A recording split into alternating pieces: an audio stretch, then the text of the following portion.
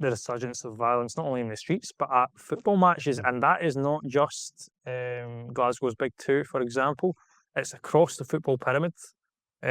Police are being called in to bring in Big Brother, bring in facial recognition to help identify hooligans at games. This is a pretty... It's one that'll strike a chord, maybe in a bad way, with football fans. Tell me more about that. Well, we know that there's been resurgence in violence at football matches, inside and outside grounds. All of it to do with setting flares off, fighting, and just general crime and disorder. Some of it, not all of it, linked to these new kind of ultra fans groups that have been set up. They're not all responsible. You know, a lot of them are quite decent, law-abiding, and prevent a good image of football. Others not so. And we saw, for example, in March, at the end of the Scottish Cup tie between Rangers and Celtic Ibrox, pitch invasions and flares being set off and people being attacked and all the rest of it, and that's still being investigated. There's a subsequent report commissioned by the Scottish Football Association, and the author of that report was very critical of the way the authorities generally handled it. There was critical of the fans, critical of the police handling of it, and critical of both clubs. So it's something that in Scotland we've got a history of dealing with big games, a really good reputation. A lot of it through the Old Firm experience. That's given police really good experience, and we've seen until quite recently major football events like Champions League finals and Europa League finals coming to Glasgow. So they've got a good reputation.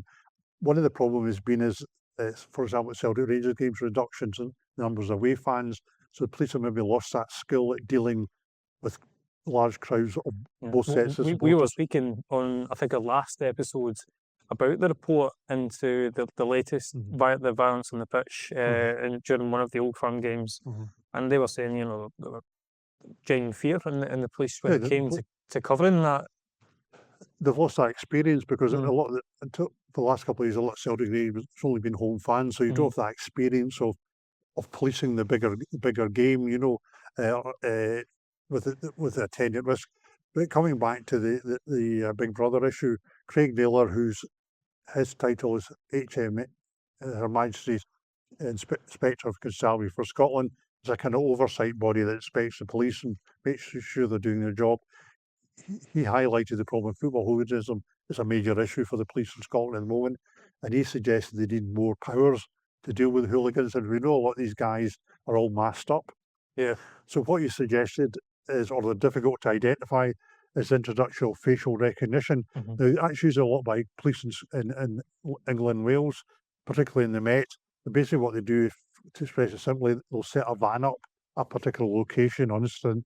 Basically they film the people in the street, public, and there's a kind of technology, AI type technology, where if they've got a watch list of suspect hooligans, the facial recognition will tell them within seconds that's such an individual, and that helps them maybe identify people involved in the violence, not necessarily there and then, but later, or people they think might be involved in violence.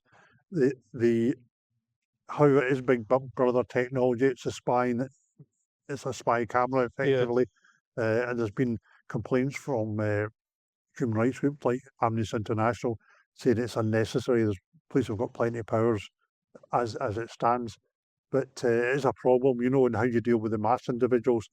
So, but Craig Naylor, who's Chief Inspector of Constabulary, he would like to see Police Scotland introduce it. The technology's there. They have, I think, experimented with it, did a kind of consultation on it, but it's certainly a technology that helps them identify people involved in crime. It can be used for missing persons, or looking for dangerous people or people on the run, or missing people who are at risk or vulnerable. So it has a positive effect, but yeah, it's another kind of layer of surveillance, you know. And the technology can also adapt CCTV. So we ran that story, and then we spoke with David Kennedy, General Secretary of the Scottish Police Federation, and he's supportive of the facial recognition, but he raised the thorny issue: what do we do trying to identify people who are masked up?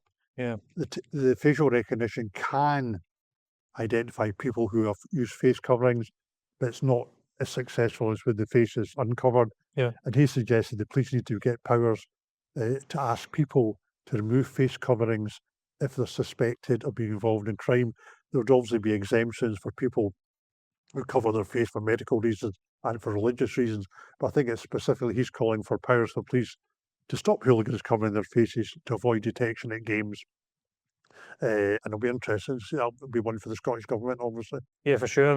The new kind of, the wave of the kind of European style ultra movement we've seen, again, across, there's been games where you might have maybe 2,000 people at the game, and there are ultras at the game, so this is a problem which spreads far and wide. The face covering thing, though, is a pretty thorny issue, as you say. Well, we see it, also it's an issue at football matches. We see fans from both sides, gathering before games and wearing masks. To me, it's quite sinister. I don't personally like it as a member of the public going about. We've seen it also at political gatherings as well, people covering their faces. Makes it difficult for the police to identify suspects' involvement. I don't think there's a justification for it. If you're there at a political gathering, then you're there. Why are you covering your face? And it's an issue for the police to address. It's not illegal at the moment. It may be that we need to give if we suspect people are covering their face to cover a crime. I mean, the old days it was a bank robber, somebody going to a bank and use a balaclava mask to hide their identity. We don't have bank robberies anymore, but we're seeing a growing number of people involved in various types of disorder on all factions and all sides, covering their faces to avoid detection. And it may be that we have to give the police that power just to order an individual to remove his or her mask or face covering or whatever you want to call it. Yeah, a very tricky one for the police to navigate, but it'll be interesting to see how they get around that, because it's definitely an issue for them going forward. It's a issue. You've got people, you've got civil rights as well. Of course, it's a difficult issue. We are quite a highly surveilled society in the UK, but it's said that often we've got more cameras than any other country in the world. Of course, it does detect crime to a certain extent. It's very, very successful. It's preventing crime, but we know it's successful, like the CCTV, in detecting crime. It's one of the reasons why police have a very high detection rate in murders, because they're able to use CCTV and stuff like that, doorbell cameras and what have you, dash cams and all that kind of thing, to identify suspects. But it's also a suggestion. I think a lot of people are quite used to it.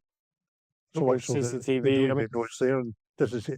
I mean, half the time, most people have a Ring doorbell or something there. It is quite commonplace now. It's just I think the aspect of facial recognition is the one which people will be like, well, where does it end? Yeah, it could be, as I say, a step too far. I mean, CCTV, if you don't like being in CCTV in the city centre, you don't have to go to the city centre.